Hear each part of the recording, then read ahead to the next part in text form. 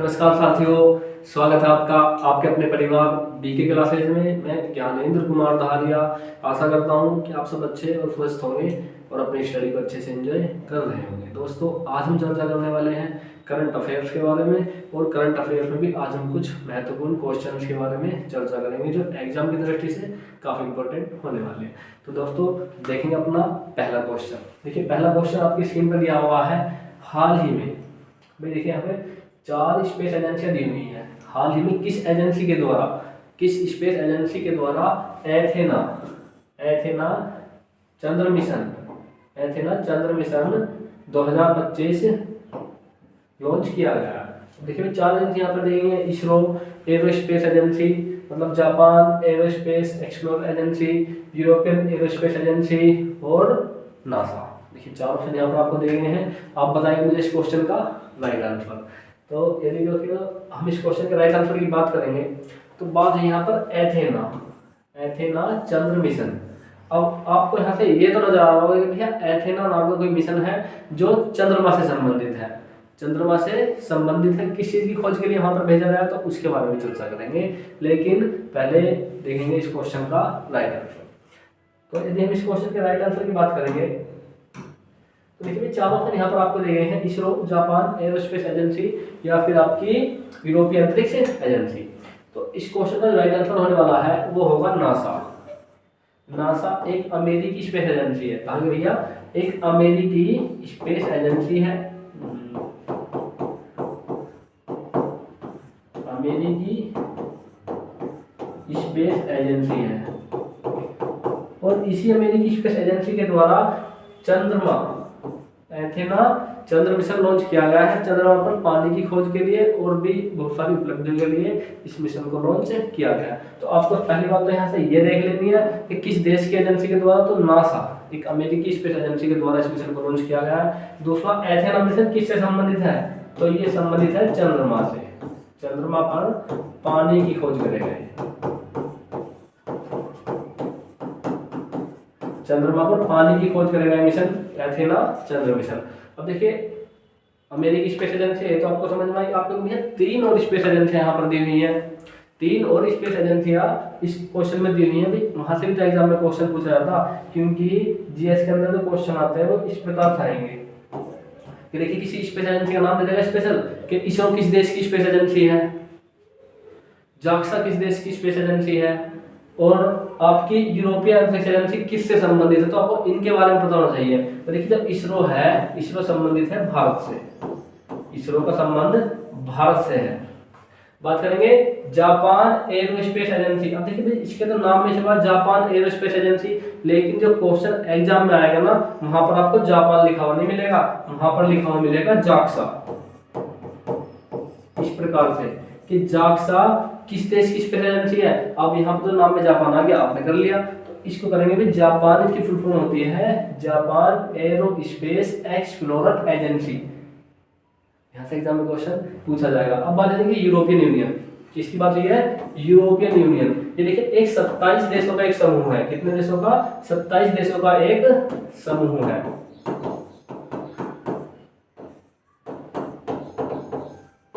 27 देशों का एक समूह है जिसमें सभी ज्यादातर यूरोपीय देश हैं। तो ये यूरोपीय स्पेस एजेंसी उन देशों की एजेंसी है जिसे हम ईयू बोलते हैं, यूरोपियन यूनियन। पहले ब्रिटेन भी इसका हिस्सा हुआ करता था, लेकिन 2020 में ब्रिटेन ने इस संधि से अपने आप को हटा लिया। तो यहाँ से इस प्रकार से एग्जाम में क्वेश्चन पूछे जा सकते हैं। अब भी देखिए, बात है यहाँ पर अमेरिका की। राइट आंसर इसका अमेरिका हुआ। अमेरिका की बात है यहाँ पर, तो अमेरिका के प्रेसिडेंट की यदि हम बात करें तो अमेरिका के यहाँ से पूछा सकते हैं प्रेसिडेंट। तो वो कौन होंगे, वो होंगे डोनाल्ड ट्रंप जी, डोनाल्ड ट्रंप। नेक्स्ट क्वेश्चन की ओर चलेंगे अपने, एजेंसी और देख लेंगे। पूछेगा इसकी राजधानी कैपिटल, तो वाशिंगटन डीसी अमेरिका की कैपिटल हो जाएगी। नेक्स्ट क्वेश्चन की ओर चलेंगे अपने। देखिए, हाल ही में रक्षा मंत्री द्वारा भारतीय तटरक्षक बल आईसीजी को कितने पदक प्रदान किए गए हैं। देखिए, आईसीजी का बारे में आपको बताना चाहिए। आईसीजी है क्या, तो भारतीय तटरक्षक बल। अब आपको यहाँ समझ में आ रहा होगा भैया आईसीजी का संबंध इंडियन कोस्ट गार्ड कह सकते हैं इसे, आईसीजी इंडियन कोस्ट गार्ड इसकी फुल फॉर्म होती है इंग्लिश में, और भारतीय तटरक्षक बल हिंदी में इसकी फुल फॉर्म होती है। तो आईसीजी के जवानों को 32 पदक प्रदान किए गए हैं। तो यहाँ से एग्जाम में क्वेश्चन इस प्रकार से पूछा जा सकता है। अब बात करें थोड़ी सी आईसीजी इंडियन कोस्ट गार्ड की, तो 1977 में इसकी स्थापना की गई थी इंडियन कोस्ट गार्ड की, क्योंकि जो हमारे भारत का भौगोलिक क्षेत्रफल है वो देखिए इस प्रकार से है। जो अपना इंडिया है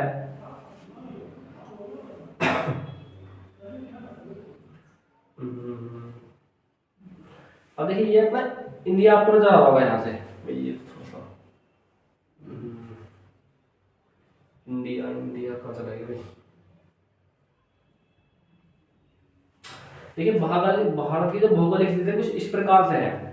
अब आपको यहाँ पे दो तरह की सीमा रेखाएं नजर आएंगी, दो तरह की। इस प्रकार भाई एक सीमा रेखा तो यहाँ से इस प्रकार से जाएगी है, जो हमारी स्थलीय सीमा रेखा है, जो हमारी कौन सी है स्थलीय सीमा रेखा है उसकी लंबाई, और जो हमारी कुछ तटीय सीमा रेखा है ये तटीय सीमा रेखा, ये वाली नंबर 2।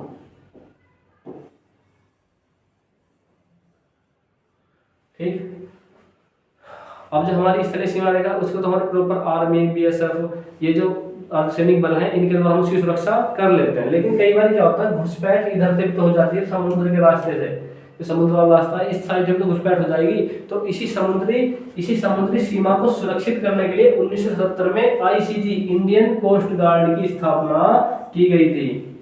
1 फरवरी कब की गई थी इसकी स्थापना? 1 फरवरी 1977 को इंडियन कोस्ट गार्ड की स्थापना की गई थी, अपनी समुद्री सीमाओं की सुरक्षा को मतलब मद्देनजर रखते हुए। अब कई बार यहाँ से एग्जाम में क्वेश्चन पूछा जाएगा भैया कि आईसीजी का महत्व मैंने आपको बता दिया कि आईसीजी का देश की जो समुद्री सीमा है उसको सुरक्षित बनाने के लिए इंडियन कोस्ट गार्ड की स्थापना की गई थी। देखिए यहाँ से इतने ही प्रकार का क्वेश्चन एग्जाम में बन सकता है। तो कितने प्रकार के पदक दिए गए इनको? 32। नेक्स्ट क्वेश्चन को चलेंगे अपने। देखिए हाल ही में किसी देश ने अमेरिका के साथ दुर्लभ खनिजों के दोहन और व्यापार के आर्थिक समझौते पर हस्ताक्षर किए हैं। तो एग्जाम की दृष्टि से देखिए इंपोर्टेंट क्वेश्चन है, एग्जाम की दृष्टि से काफी इंपोर्टेंट क्वेश्चन होने वाला है अभी। तो चार ऑप्शन यहाँ पर दिए गए हैं, यूक्रेन, चाइना, भारत या फिर सिंगापुर। अब देखिए अमेरिका के साथ दुर्लभ खनिजों के दोहन और व्यापार के आर्थिक समझौतों पर हस्ताक्षर किए हैं। देखिए अमेरिका दुनिया के अंदर सुपर पावर माना जाता है। अमेरिका क्या दुनिया के अंदर सुपर पावर माना जाता है अपनी इकोनॉमी को लेकर और अपनी सैन्य दृष्टि को लेकर के, और अपनी कूटनीतियों के कारण ही अमेरिका दुनिया के अंदर सुपर पावर है। आप कहोगे भैया ये बताओ इस क्वेश्चन का राइट आंसर क्या होगा? मैंने कहा इसी के ऊपर चर्चा करना है। अब आपने नाम सुना होगा रशिया का, जो रूस के राष्ट्रपति हैं व्लादिमीर पुतिन, उनके द्वारा यूक्रेन के ऊपर आक्रमण किया गया फरवरी 2022 में, और वो युद्ध जो था फरवरी 2022 से वर्तमान तक चल रहा, मतलब 2025 आ गया फरवरी, और उस युद्ध को चलते हुए पूरे 3 वर्ष हो चुके। आप कहोगे भैया उसने ऐसा क्यों किया, यूक्रेन के ऊपर आक्रमण क्यों किया? तो देखिए ये हमारी क्या है भैया वर्ल्ड मैप यहाँ पर दिया हुआ है।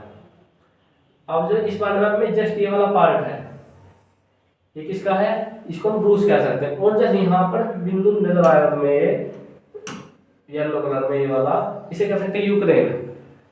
तो हुआ क्या था 1991 से पहले एक संगठन हुआ करता था यूएसएसआर। क्या हुआ करता था भाई? यूएसएसआर।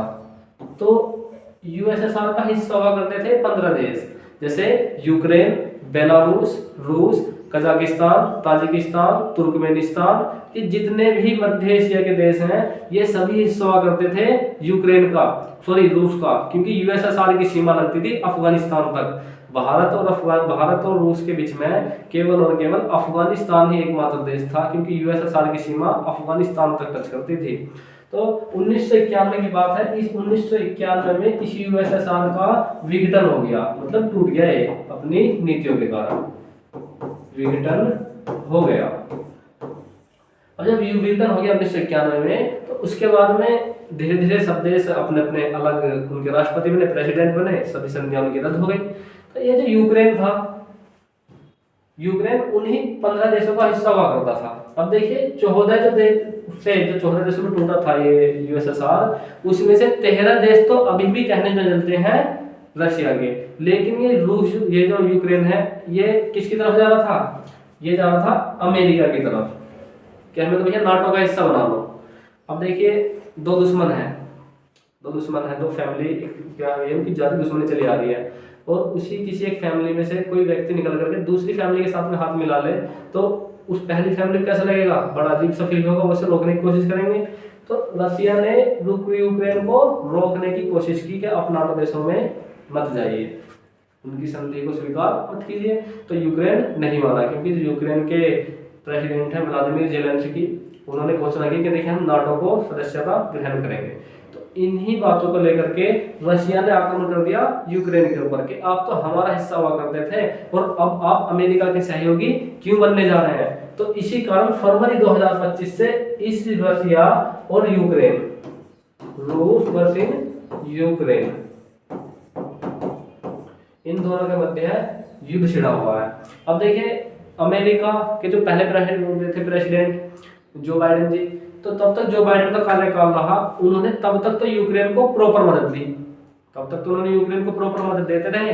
लेकिन जैसे ही डोनाल्ड ट्रंप का शासन 2025 में बने, डोनाल्ड ट्रंप प्रेसिडेंट बने अमेरिका के, इन्होंने यूक्रेन को दी जाने वाली मदद रोक दी और कहा कि देखिए जो आपको जो बाइडेन ने, किसने भाई, जो बाइडेन ने जो आपको अमेरिका का पैसा दिया है युद्ध लड़ने के लिए, या तो आप हमारा वो पैसा वापस कर दीजिए लोन सहित, मतलब ब्याज सहित, अन्यथा आप हमें जो आपकी आर्थिक खाने हैं, जैसे कोयले के खाने, तांबे के खाने, मैग्नीशियम, लोहा, उन सभी खानों पर हमारा अमेरिका का अधिकार दे दीजिए कि यदि उन खानों से यदि 100 रुपए की उत्पादन होगा तो उसमें से 50 रुपए अमेरिका के होंगे। देखिए पहले तो यूक्रेन को युद्ध लड़ने के लिए पैसा दिया गया, हथियार दिया गया, और जब तक वो युद्ध लड़ते रहे तब तक तो उनका साथ देते रहे। लेकिन जैसे ही रशिया का उनके ऊपर आक्रमण, मतलब अधिकार होना शुरू हो गया, अमेरिका ने अपने पांव पीछे खींच लिए और यूक्रेन को एक बीच में छोड़ करके चले गए और कहा कि हमने आपको जितना पैसा युद्ध लड़ने के लिए दिया है, आप वो सभी पैसा हमें या तो वापस कर दीजिए, अन्यथा आप हमें अपनी आर्थिक जो खाने हैं आपके उस पर अधिकार दे दीजिए। तो इसी कारण यूक्रेन के राष्ट्रपति जो हैं व्लादिमीर जेलेंस्की, वो पहुंचे अमेरिका। तो अमेरिका जाने के बाद में इन दोनों के मध्य काफी नोकझोंक भी हुई। जो अमेरिका के प्रेसिडेंट हैं डोनाल्ड ट्रंप, यूक्रेन के राष्ट्रपति व्लादिमीर जेलेंस्की, दोनों के मध्य फिर बाद में एक समझौता हुआ कि देखिए हम आपको अपनी खान जो है उनके ऊपर अधिकार दे देंगे। तो ये क्या थी भैया, पूरी कहानी थी। तो किस देश ने समझौता किया भाई, यूक्रेन ने अमेरिका के साथ समझौता किया। किसके, अमेरिका के साथ समझौता किया है। देखिए यूक्रेन से किस प्रकार से एग्जाम में क्वेश्चन पूछा जाएगा। यूक्रेन के पूछे जा सकते हैं प्रेसिडेंट, यूक्रेन के प्रेसिडेंट एग्जाम में पूछे जाएंगे। तो यूक्रेन के प्रेसिडेंट कौन है, व्लादिमीर जेलेंस्की,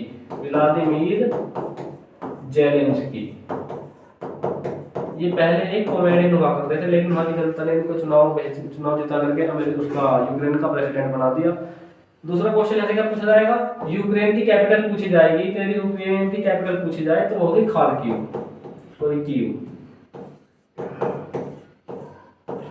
यूक्रेन की कैपिटल कीव होगी। तीसरे प्रकार का क्वेश्चन क्या पूछा जाएगा भैया, किस महाद्वीप पर पड़ता है तो यूक्रेन पड़ता है यूरोप में, यूक्रेन यूरोप महाद्वीप का एक देश है। तीसरी जो एग्जाम में यहाँ से क्वेश्चन पूछे जाते हैं, आप यदि यूपीपीसीएस वगैरह का एग्जाम देंगे तो वहां से एग्जाम में क्वेश्चन निकल कर आता है इसकी भौगोलिक स्थिति को लेकर के। ये देखिए यूक्रेन की सीमा किस समुद्र से लगती है, चार ऑप्शन वहां पर दिए होंगे आपको, अरब सागर, लाल सागर, तीसरा ब्लैक सी, मेडिटेरेनियन सी। तो इसकी भौगोलिक जो सीमा है वहां से भी एग्जाम में क्वेश्चन पूछे जा सकते हैं। तो भाई ये वाला जो आपको पॉइंट नजर आ रहा है यहाँ पे क्या है, यूक्रेन है, इसकी सीमा लगती है ब्लैक सी से। किससे इसकी सीमा लगेगी भैया, ब्लैक सी से इसकी सीमा लगती है। एक नदी है यूक्रेन के मध्य, नीपर नदी कहते हैं। तो यूक्रेन को बराबर दो हिस्सों में बांटती है इस प्रकार से। ये क्या हमारा यूक्रेन हुआ, और यहाँ पर ये नीपर नदी निकल जाएगी इस तरह से। कौन सी, नीपर। तो रशिया ने इस नीपर नदी के जस्ट इस साइड वाला पूरा पार्ट है उसके ऊपर कब्जा कर लिया है। देखिए इस प्रकार से एग्जाम में क्वेश्चन यहाँ से बन सकते हैं भाई।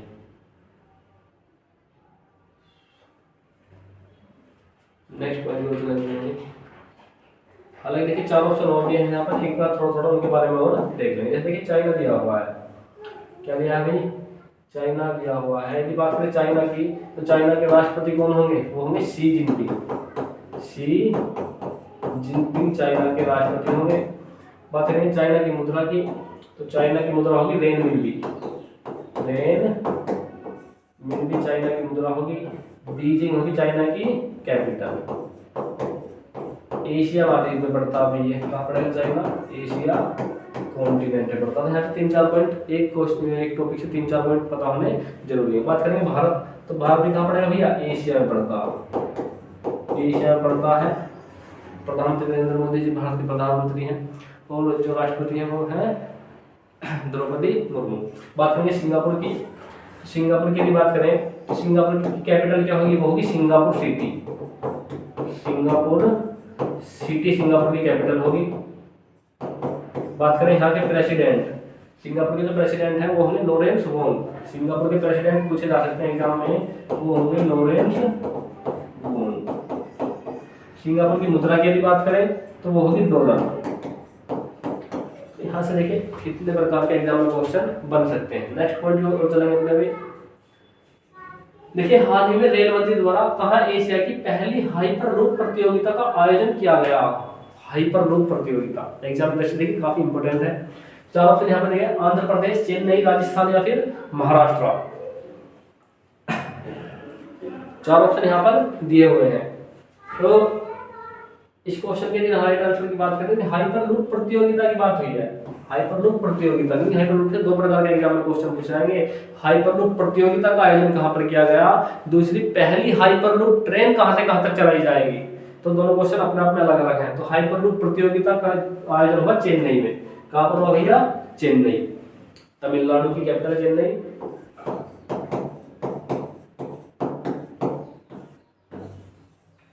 हाइपर लूप प्रतियोगिता का आयोजन यहाँ पर हुआ। अब बात करें थोड़ी तमिलनाडु के बारे में, तो कहाँ पड़ता है, दक्षिणी भारत का राज्य, मतलब प्रायद्वीप भारत का एक हिस्सा है। एम के स्टालिन यहाँ के क्या है, सीएम है। बात करें थोड़ी सी पहले हाइपर लूप के बारे में। ये हाइपर लूप क्या होता है, वर्तमान में बहुत ज्यादा चर्चा में है। तो भाई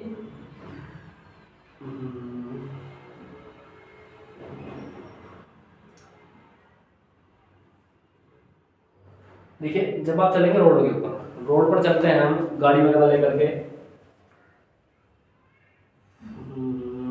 कहाँ चली गई भाई, ये क्या है, हमारी सड़क है, रोड। अब जब हम इस रोड के ऊपर चलेंगे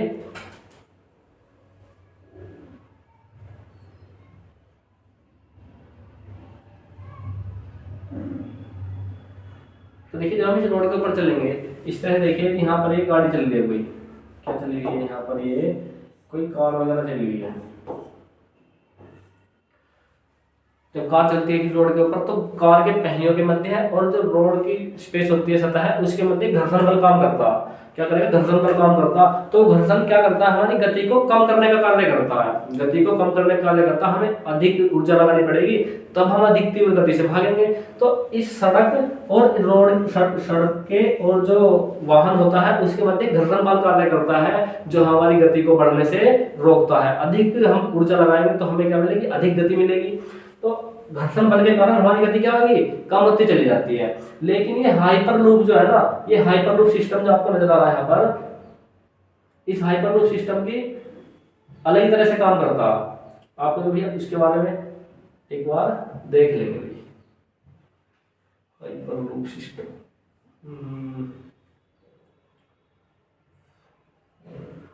देखिए, ये क्या है, हाइपर लूप के अंदर का दृश्य है। इसके अंदर से आपको ट्रेन चलती हुई नजर आ रही होगी। आपको तो भैया क्या इसके मध्य घर्षण नहीं लगता, मैंने कहा घर्षण यहाँ भी लगता है, और लेकिन इतना तो नहीं लगता, बहुत ज्यादा कमी होती है इसके अंदर।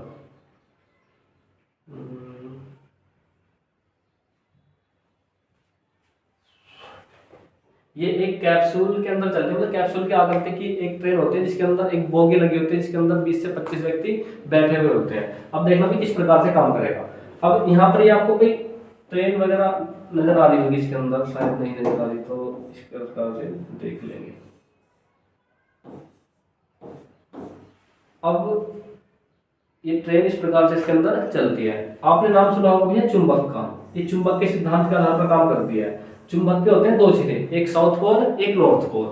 साउथ और नॉर्थ दो पोल होते हैं, और साउथ और नॉर्थ पोल के एक खूबी होती है कि यदि आप साउथ को साउथ से एडजस्ट करेंगे तो देखना है पर साउथ पोल को साउथ पोल की तरफ लेकर आएंगे तो क्या होगा भैया, दूरियां बढ़ती चली जाएंगी, एक दूसरे को विपरीत दिशा में धकेलेगा। साउथ पोल को विपरीत दिशा में धकेलना शुरू करेगा। वहीं पर एक पोल तो हमने चुंबक का साउथ लिया और दूसरा पोल लिया हमने नॉर्थ, तो फिर क्या होगा, ऐसी स्थिति में होगा ये वो दोनों एक दूसरे को अपनी ओर आकर्षित करना शुरू कर देंगे। बिल्कुल। दूसरा हमने नॉर्थ लिया और दूसरा भी हमने नॉर्थ लिया, तो नॉर्थ पोल चुंबक का नॉर्थ पोल को अपने से दूर धकेलना शुरू कर देगा। उसी तरह से भी साउथ पोल लिया और दूसरा भी साउथ पोल लिया तो भी एक दूसरे से दूर धकेलना शुरू करेगा। भाई ये दूर जाने की प्रयास करेगा कि नहीं करेगा? बिल्कुल। तो इसी चुंबकत्व सिद्धांत के आधार पर काम करते हैं हमारा ये हाइपरलूप सिस्टम। भाई होगा ऐसे, जो ट्रेन के यहाँ पर पहिए होंगे, जो ट्रेन की बोगी होती है उसके पहिए होंगे, उस पहिए में लगा होगा साउथ पोल या नॉर्थ पोल, विपरीत लगा होगा। और जो यहाँ पर पटरी होगी ना इसके अंदर जिसके ऊपर ये चलेगी उसके मध्य लगा होगा विपरीत पोल। सपोज करो कि ट्रेन के पहिए में लगा हुआ है हमारा साउथ पोल, तो इस पटरी में लगा हुआ होगा नॉर्थ पोल, तो इसके कारण घर्षण कम हो जाएगा। अब जब घर्षण कम होगा तो क्या होगी, स्पीड तीव्र गति से बढ़नी शुरू हो जाएगी। इसी कारण माना जा रहा है कि जब ये टेक्नोलॉजी भारत में चालू हो जाएगी तो उसके बाद में दिल्ली से लेकर जयपुर की दूरी मात्र कितनी देर में, मात्र 30 मिनट में पूरी हो जाएगी। तो इस टेक्नोलॉजी के जरिए पहियों के मध्य लगने वाले घर्षण को कम कर दिया जाता है। ये इस प्रकार के कैप्सूल वगैरह होता है जिसके अंदर ये क्या चलती है, बोगी चलती रहती है, जिसमें 30 से 25 व्यक्ति बैठे हुए होते हैं। तो इस साउथ और नॉर्थ पोल की टेक्नोलॉजी की मदद से ही ये हाइपरलूप सिस्टम तैयार किया गया है। चलिए दोस्तों अपने नेक्स्ट क्वेश्चन की ओर। हाल ही में किसने महिलाओं के समावेशन के लिए वित्तीय साक्षरता सप्ताह 2025 का शुभारंभ किया है? अब चार ऑप्शन यहाँ पर दिए गए हैं। वित्त मंत्री ने, महिला एवं बाल विकास मंत्री ने, नीति आयोग ने, या फिर भारतीय रिजर्व बैंक। चार ऑप्शन यहाँ पर दिए गए हैं। तो किसने क्या किया है, वो भारतीय रिजर्व बैंक RBI के द्वारा वित्तीय साक्षरता सप्ताह 2025 शुभारंभ किया गया है RBI। नेक्स्ट क्वेश्चन को चलेंगे अपने। देखिए हाल ही में अंतरराष्ट्रीय भालू दिवस कब मनाया गया? अंतरराष्ट्रीय भालू दिवस कब मनाया गया? तो देखिए भालुओं के प्रति जो है अपना दयाभाव बढ़ाने के लिए और उनके बारे में जानकारी प्रदान करने के लिए 28 फरवरी को अंतरराष्ट्रीय भालू दिवस मनाया गया। नेक्स्ट पॉइंट को चलेंगे अपने। हाल ही में किस देश ने उष्णकटिबंधीय तूफान से प्रभावित होंडुरस को 26 टन मानवीय सहायता भेजी है?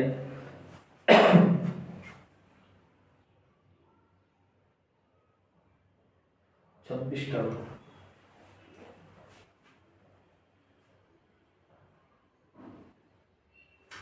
देखिए मानवीय सहायता भेजी है 26 टन, किस देश ने भेजी है, मैं इसके बारे में चर्चा करें। तो बात है यहाँ पर होंडुरस को 26 टन मानवीय सहायता भेजी है, तो वो किसके द्वारा भेजी गई? भारत के द्वारा। अब देखिए यहाँ पर शब्द आ होगा उष्णकटिबंधीय तूफान। उष्णकटिबंधीय तूफान क्या होते हैं, इनकी परिस्थितियां क्या होती हैं, पहले उसके बारे में चर्चा करेंगे। उष्णकटिबंधीय तूफान वगैरह के बारे में चर्चा करेंगे। देखिए ये क्या हो रहा है, पृथ्वी है भाई, हमने इसे प्रॉपर 2 हिस्सों में बांट लिया इस प्रकार से। अक्षांश 0 डिग्री अक्षांश के द्वारा जो ऊपर वाला पार्ट है उसे हमने कहा नॉर्थ पोल, उत्तरी गोलार्ध, और जो दक्षिणी भाग होगा उसे कहेंगे हम दक्षिणी गोलार्ध। ये भी है। लेकिन यदि हम इसके अंदर एक रेखा इस प्रकार से खींच दें और एक रेखा यहाँ पर खींच दें तो क्या होगा भैया, ये कर्क और मकर रेखा के जो बीच का क्षेत्र है, ये वाली रेखा हमने खींची कर्क रेखा, ये वाली खींची हमने कर्क और मकर रेखा। इन दोनों के मध्य का जो बीच का भाग होगा उसे हम कहते हैं उष्णकटिबंधीय क्षेत्र। उष्णकटिबंधीय है, क्या कहेंगे बीच वाले मिड पॉइंट को? उष्णकटिबंधीय, क्योंकि इस क्षेत्र में गर्मियां अधिक पड़ती हैं।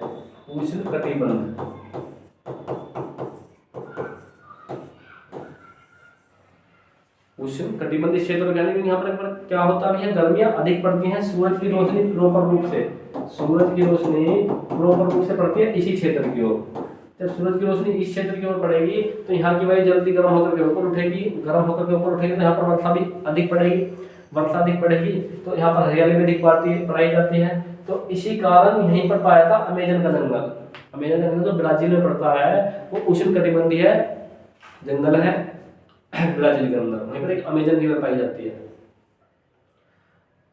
तो इसे कहेंगे उष्णकटिबंधीय स्थिति हो जाएगी। उसके जो नीचे आ जाएगा उसे कहेंगे शीतोष्ण शीत कटिबंध यानी शीतोष्ण कटिबंध, जो 60 डिग्री अक्षांश से 23 डिग्री अक्षांश और 23 डिग्री कर्क रेखा से 66.5 डिग्री उत्तरी अक्षांश, तो क्या है शीतोष्ण कटिबंध, उससे ऊपर हो जाएगा शीत कटिबंध। तो हम पृथ्वी को इस आधार पर बांट सकते हैं। यहाँ से आपको समझ में आया उष्ण कटिबंध में किस पार्ट वाली बात कर रहा हूँ। होंडुरस, होंडुरस के बारे में थोड़ी सी बात करेंगे। तो होंडुरस पड़ता कहाँ पर है अभी, होंडुरस दिया हुआ इसमें भी, तो ये लेटिन अमेरिकी देश है। ये होंडुरस कहाँ पर पड़ता है, लेटिन अमेरिकी।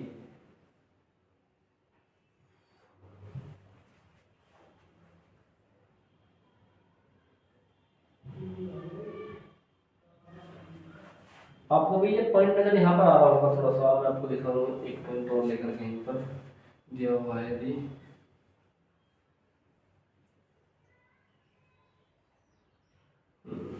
यहाँ पर 2 मैप नजर आ रहे हैं, यहाँ पर क्या है कि 2 मैप नजर आ रहे हैं। अब इस मैप पर आपको दिख रही होगी ये हरे हरे कलर की जो धरती है, तो धरती नजर आ रही है, और जो ये ब्लू वाला पार्ट है ये क्या है, समुद्र का पार्ट है। ब्लू वाला पार्ट तो समुद्र का पार्ट है, ये वाला।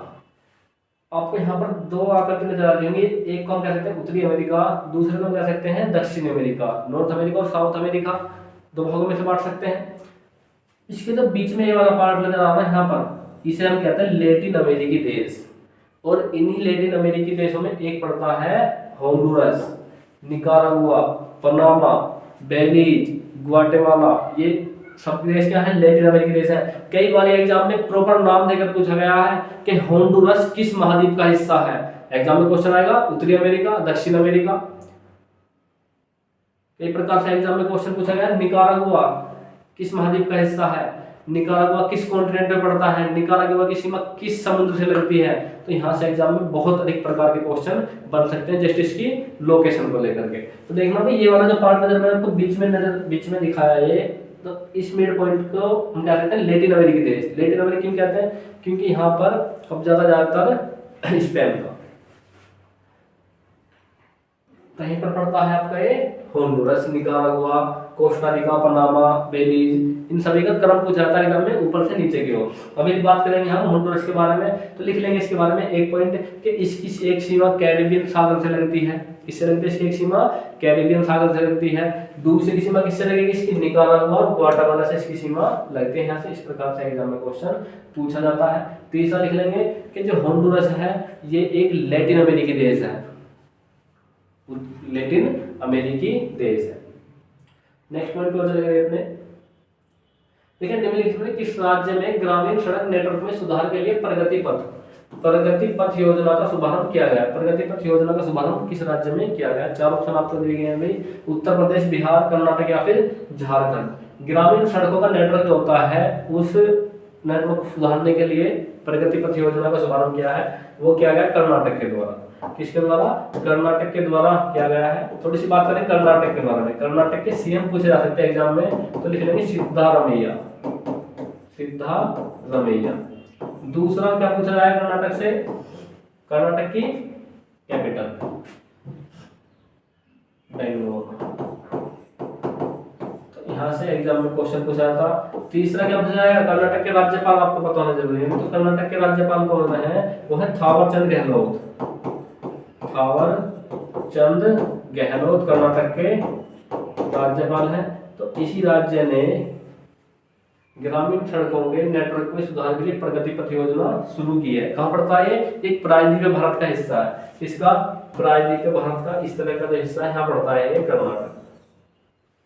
फेस्टिवल पार्ट क्या है, कर्नाटक है। तो इसकी सीमा समुद्र तट से लगती है, कर्नाटक की बिल्कुल लगती है। पश्चिमी जो तट है उसके उस पर ये कर्नाटक पाया जाता है। अब देखो भैया ये प्रायद्वीप क्या होता है, तो 3 तरफ से जल से घिरी हुई आकृति क्या कहलाएगी, प्रायद्वीप कहलाती है। और इसी प्रायद्वीप के भारत का भाग है कर्नाटक, दक्षिण भारत में पड़ता है। नेक्स्ट पॉइंट पे चलेंगे अपने। हाल ही में किसके द्वारा एक राष्ट्र एक बंदरगाह प्रक्रिया का शुभारंभ किया गया? एक राष्ट्र एक बंदरगाह प्रक्रिया का शुभारंभ किया गया है पतन और परिवहन जलमार्ग मंत्री सर्बानंद सोनोवाल के द्वारा। किसके द्वारा? सर्बानंद सोनोवाल जी के द्वारा एक राष्ट्र एक बंदरगाह प्रक्रिया का आरंभ किया गया है। प्रतिवर्ष किस तारीख को विश्व नागरिक सुरक्षा दिवस के रूप में मनाया जाता है? प्रतिवर्ष किस तारीख को विश्व नागरिक सुरक्षा दिवस के रूप में मनाया जाता है? देखिए, नागरिकों की सुरक्षा के प्रति सरकार का ध्यान आकर्षित करने के लिए और जो एजेंसियां हैं उनके ऊपर जो अटैक वगैरह होते हैं उन हमलों से नागरिकों को सुरक्षा प्रदान करने के लिए विश्व नागरिक सुरक्षा दिवस मनाया था 1 मार्च को। अब देखिए, कहां पर 3 दिवसीय राष्ट्रीय बागवानी मेले का आयोजन किया गया है। बागवानी फसलें होती हैं उन फसलों को बढ़ावा देने के लिए 3 दिवसीय बागवानी मेले का शुभारंभ किया गया है। 4 ऑप्शन यहाँ पर आपको दिए गए हैं, नासिक, बेंगलोर, नागपुर या फिर देहरादून। तो इन क्वेश्चन के राइट आंसर की यदि हम बात करेंगे तो क्या होगा? देखिए भाई, बागवानी फसलों को बढ़ावा देने के लिए, किनको? बागवानी फसलों को बढ़ावा देने के लिए बेंगलोर कर्नाटक में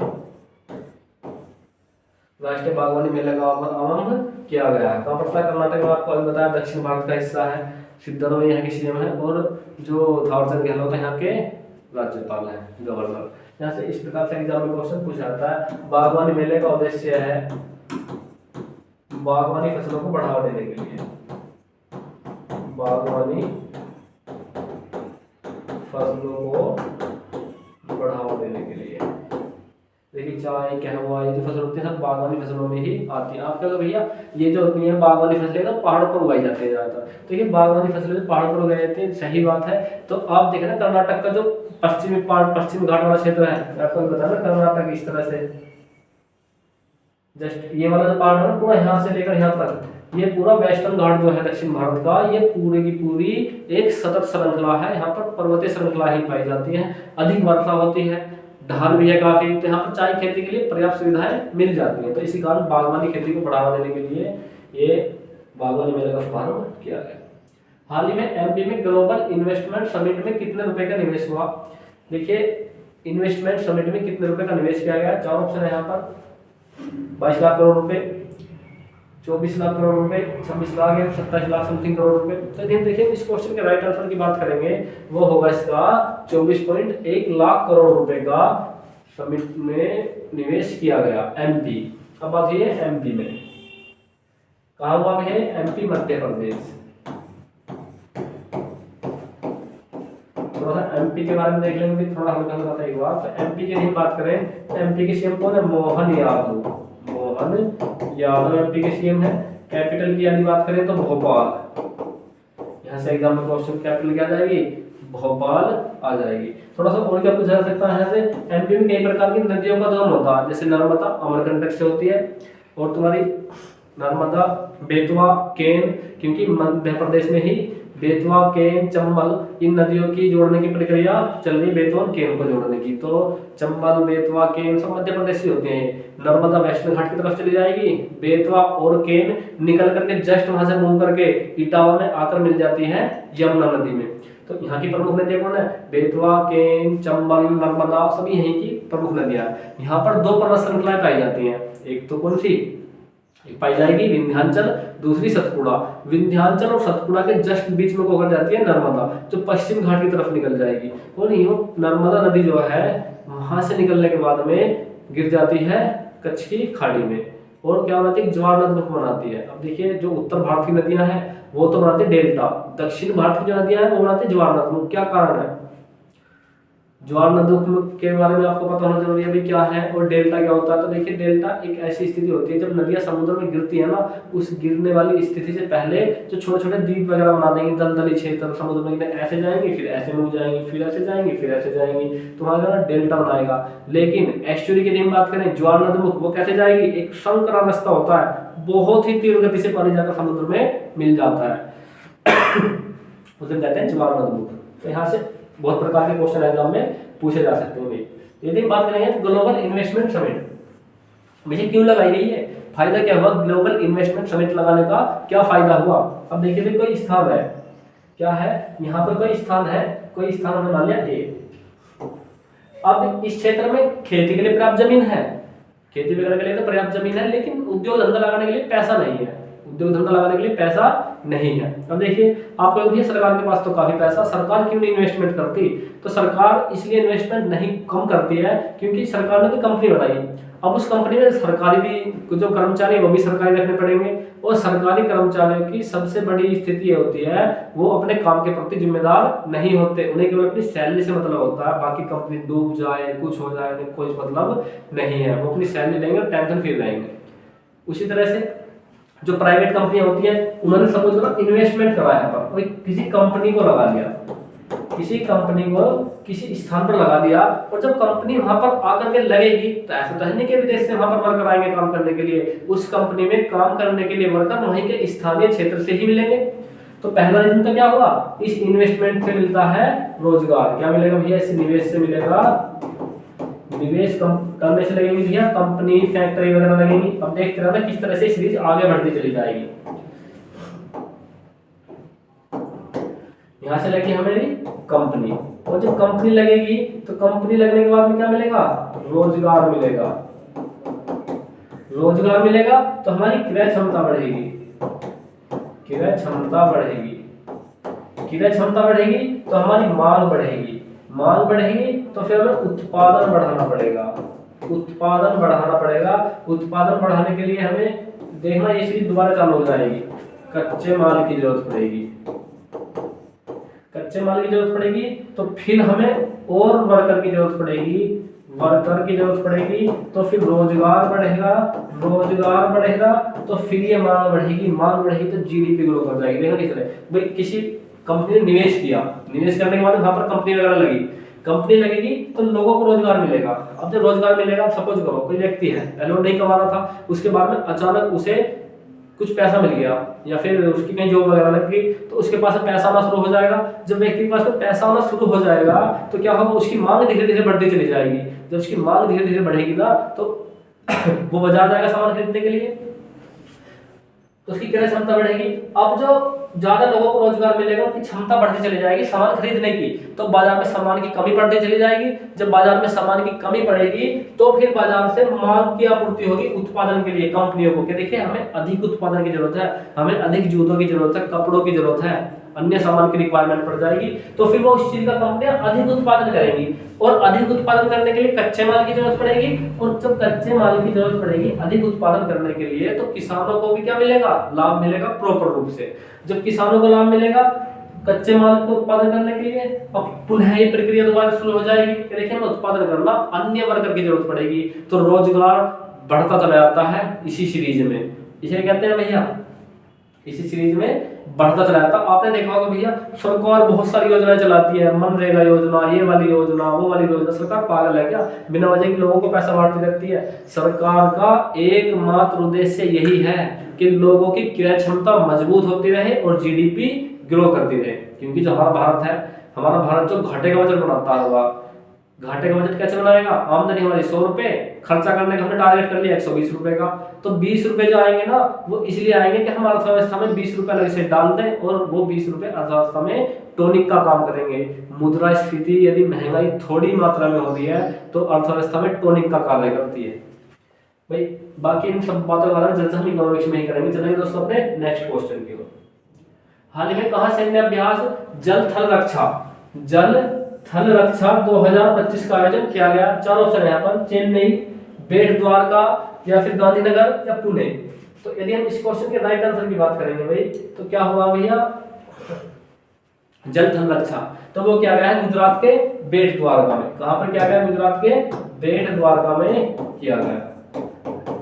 किससे संबंधित है ये, द्वीपों की सुरक्षा से संबंधित है।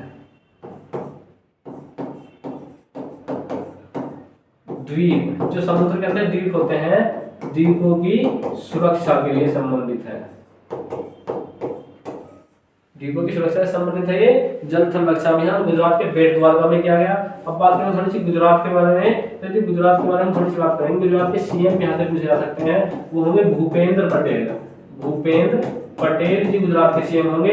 बात करें गुजरात के राज्यपाल तो आचार्य देवव्रत, आचार्य देवव्रत गुजरात के राज्यपाल होंगे। गुजरात की कैपिटल होगी गांधीनगर, गांधीनगर।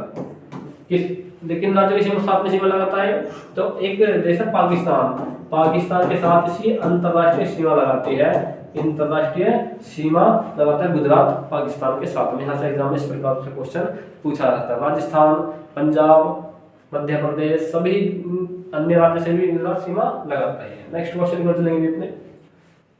हाल ही में किस राज्य ने केंद्र शासित प्रदेश की पुलिस ने ईमेल के जरिए पहली एफआईआर दर्ज की है? ईमेल के जरिए एफआईआर दर्ज करने वाला भारत का पहला राज्य कौन सा बना है? चार ऑप्शन दिए गए यहाँ पर। नई दिल्ली, महाराष्ट्र, जम्मू कश्मीर, अंडमान निकोबार द्वीप समूह। अब आप कहोगे भैया बात केंद्र शासित प्रदेश या राज्य की है यहाँ पर, तो कौन सा राज्य होगा? केंद्र शासित प्रदेश होगा। तो यदि हम इस क्वेश्चन के राइट आंसर की बात करेंगे तो ईमेल के जरिए एफआईआर किस राज्य ने दर्ज की? तो की गई जम्मू कश्मीर के द्वारा। किसके द्वारा? जम्मू कश्मीर के द्वारा ईमेल के जरिए एफआईआर की दर्ज की गई है। अब बात करें जम्मू कश्मीर के बारे में। जम्मू कश्मीर की राजधानी एग्जाम में पूछी जा सकती है। जम्मू कश्मीर की कैपिटल होगी श्रीनगर। अशोक के द्वारा बसाई गई थी श्रीनगर। किसके द्वारा? अशोक के द्वारा। दूसरा एग्जाम में क्वेश्चन क्या पूछा जाएगा? दूसरा एग्जाम में क्वेश्चन पूछा जा सकता है जम्मू कश्मीर के सीएम, वर्तमान सीएम कौन है? वो होंगे उमर अब्दुल्ला। उमर अब्दुल्ला। बात करें गुजरात के जम्मू कश्मीर के उपराज्यपाल। जम्मू कश्मीर के उपराज्यपाल के बारे में यदि हम बात करें तो वो होंगे मनोज सिन्हा जी। मनोज सिन्हा जम्मू कश्मीर के उपराज्यपाल होंगे। यहाँ से इस प्रकार से एग्जाम में देखें क्वेश्चन पूछा जा सकता है। दोस्तों आज की क्लास में हमने अपने क्वेश्चंस कंप्लीट करे। यदि आपको हमारी वीडियो अच्छी लगी हो तो इसे लाइक करें, कमेंट करें और शेयर करें, और हाँ हमारे चैनल को सब्सक्राइब करना ना भूलें। जय हिंद साथियों, मिलते हैं अपनी नेक्स्ट क्लास में।